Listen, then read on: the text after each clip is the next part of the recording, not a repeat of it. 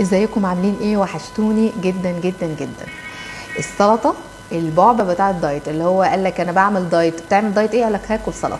اهم حاجه السلطه، صح كده؟ اول حاجه عايزين نعرفها كده، يعني ايه سلطه؟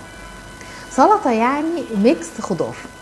لاني اكتشفت ان في ناس بتيجي تقول لك انا باكل سلطه، وقول لي كده مكونات السلطه. يعني انا الصراحه ما كنتش بسال قوي، يعني انا كنت فاكره ان كل الناس عارفه ان السلطه عباره عن ميكس خضار مع بعضه. اكتشفت مثلا الاقي ان السلطه دي عباره عن خيار وطماطم، او طماطم وشويه بقدونس، بس كده. خلصت السلطه على كده. بيجي لي ناس تانية يقولوا لي احنا ما بنحبش السلطه خالص خالص. فانا اربط بيني وبين نفسي كده ان ده راجل ما بيحبش الخضار، صح؟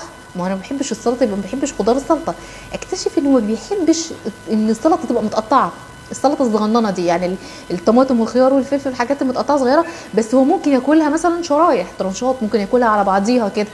فلازم نبقى فاهمين هو احنا بناكل سلطه ليه. هي فكره السلطه ان هي بتبقى تسهيله، فيها كل الخضار، فيها كل الميكسز، فبتبقى سهله ان انا اقدر او اكل كل الخضار مع بعضه في وجبه واحده جنب اي حاجه تانية.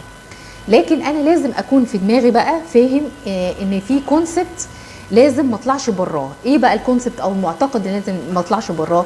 ان انا المفروض في اليوم اخد من 4 ل5 وحدات خضار. دي اول حاجه.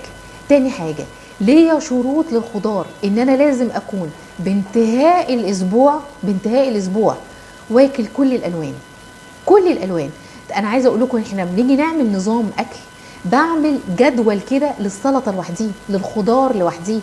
لازم افهمهم ان لازم ان احنا نكون مثلا كلنا 5 مثلا مرات في الاسبوع حاجه احمر واورنج، لازم اكون اكلت حاجات خضراء، لازم اكون اكلت حاجات صفراء، تخيلوا لازم اكون اكلت حاجات ورقيه.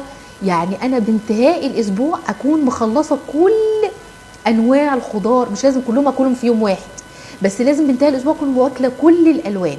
عشان كده دايما اقول لهم في اللانش بوكس بتاع الاطفال نوعوا في الالوان.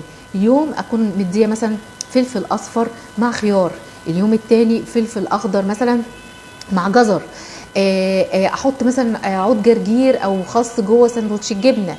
لازم يكون احنا بقى الاطفال او احنا الكبار نبقى واكلين كل انواع الخضار. فانا بقى ما يهمنيش انت بتحبها صغننه متقطعه، هتاكلها على بعضيها كده، هتقطعها شرايح، مش مشكله الشكل اللي هتاكله بيه. المهم انه يتاكل. المهم ايه؟ انه يتاكل. اشوفكم على خير.